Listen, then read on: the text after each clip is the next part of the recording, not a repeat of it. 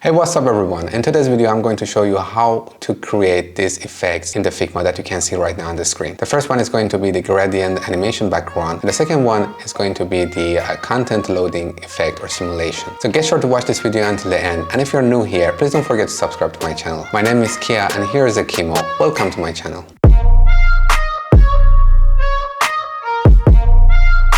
So in the first part of this video, I'm going to show you how to create smooth mesh gradient animation in the Figma. So let's open the Figma. The first thing I'm going to do is I'm going to create a frame. This is going to be actually my background frame. The next step, I'm going to create some shapes. I'm going to create some circle within this frame, which later on I will use them in order to actually create a gradient effect. So let's create some more. So I just duplicate them, resize them to have different variant. Okay, now it's time to choose the color for this animation that we're going to make. So first thing first, I'm going to change the color of the frame to some dark color, just random. So I'm going to choose some color like this one, purple maybe. And then different color for different shapes. So the first shape, I'm going to use the same tone of color, maybe a bit brighter. The second one also same. At this moment, it's time to actually add some effect to the shape that we made in order to actually create more smooth borders around them. So kind of giving this feeling that we have a gradient effect. So I'm going to select the shapes, all of them, and add an effect here. Change the type of the effect to layer blur. And then the amount of the blurriness, we need to increase it up to, I don't know, 300 maybe, or more or less. Let's start with 200 and see how the gradient works. Maybe I need to change the size of some of my shapes. Now our gradient is ready. What I'm going to do is to convert this frame to component. And after that, I'm going to actually create different variant from this component. These variants are going to be the keyframes of my animations. So if I want to explain it how, in a second, component that we made, I'm going to move the shape that I made slightly to another position. Just get sure that you're not moving them so much, because we want to have really smooth movement at the end. And then I will create another variant, and again start to move them. This process might take a bit longer than what you expected, so I'm going to cut this part, but I'm continuing to create different variants and move the shapes slightly to right and left in order to create this animation. So just keep doing this.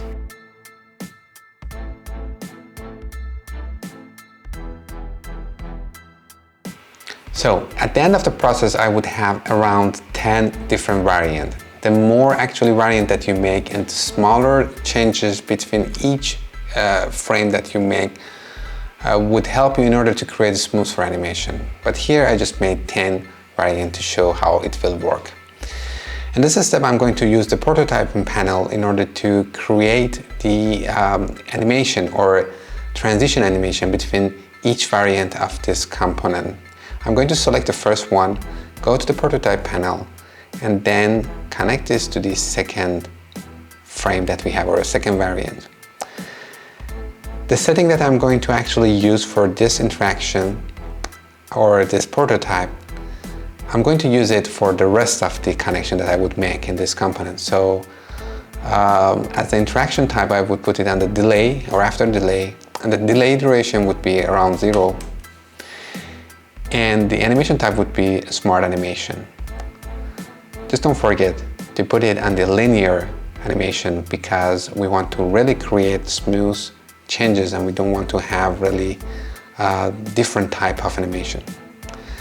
For the animation duration itself, I would put on 2400 milliseconds or something so high that we do not see, let's say, big movement in the background, because at the end, the purpose we're making this gradient animation is to put it in the background of some element. So we don't want to really distract the user eyes. As I told you before, I'm going to do this process for all the frames that we have. So again, I will finish this part and then I will come back again for the next step.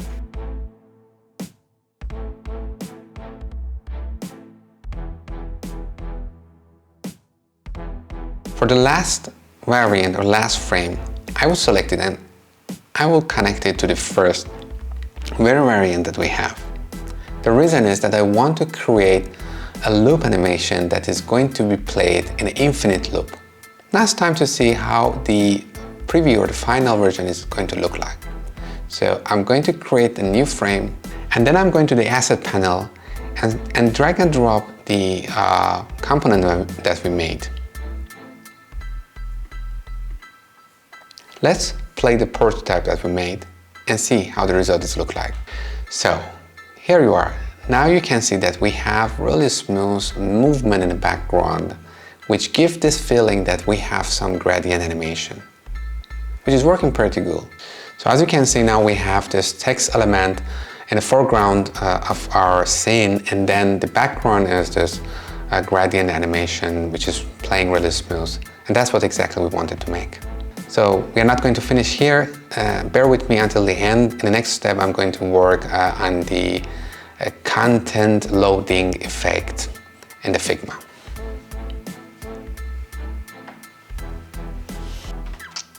So in this part, I'm going to create a content loading effect. I'm going to create a new frame again. This time, the frame doesn't need to follow any specific size and dimension. Now I'm going to use the shape creator and create one rectangle here. So don't forget to just put everything in the same frame. We don't want to actually leave something out of the frame. Now I'm going to change the color of this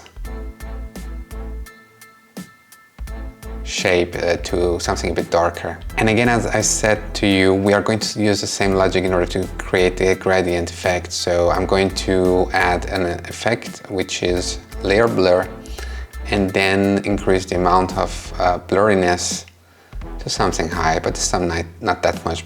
I still want to see the border of this shape. After this step, I'm going to actually rotate this shape a bit. I would position it somewhere here in the corner. Now I'm going to convert this frame to the component and create another variant of it. In the second variant, I'm going to move the shape that we made all the way to the right. Just get sure to keep it in the frame and get sure that the size would cover all the space. Now I'm going to actually use the prototyping tools in order to connect these two frames to each other and define the logic of how this transition should happen. So I select the first frame and then go to the prototype panel and then connect this one to the second frame. The same setting. I want this transition happen after a delay, but the delay should be 0 because again we want to have a smooth animation, no delay between transitions. Here I will put the animation tab on the smart animation. The animation duration is something around 1000 milliseconds. But this time I'm going to use ease in and ease out type of animation because I want to create some effect like this movement happening slow and then fast and then slow again. And now I connect the second keyframe to the first one. Again, I want to create the loop animation.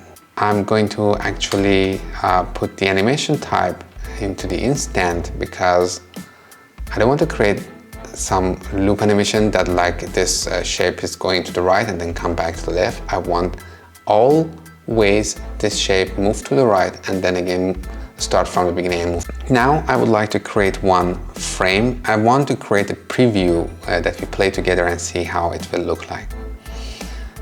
Let's select the background for our animation, maybe a bit dark.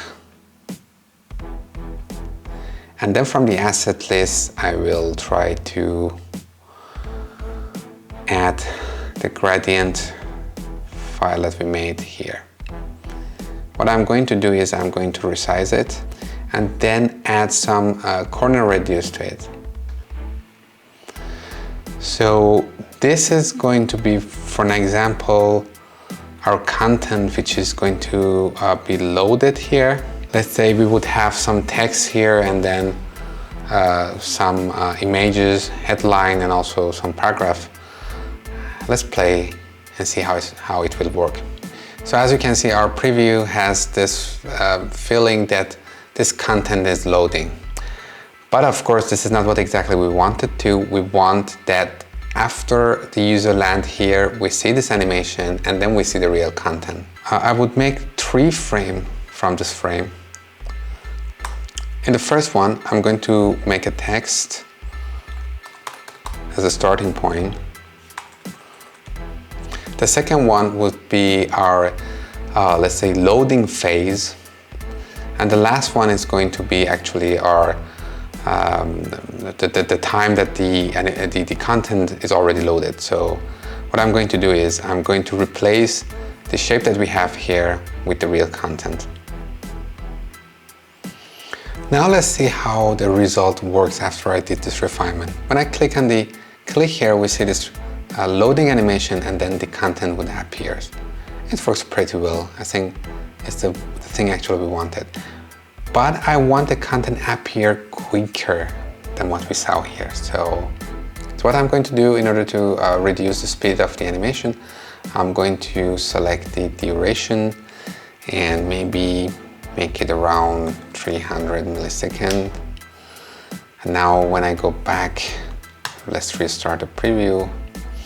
And now when the user click on the click here, again, we see the same animation and the content appears quickly. And yeah, that was everything that I wanted to share with you in this video. I hope you learned some new techniques or new tricks in this video. And if it was so, please don't forget to like this video, leave a comment, and subscribe to my channel. Your comments are so valuable for me, so get sure to say your opinion or just let me know which type of videos you would like to see in this channel. Let's learn together and see you in the next video.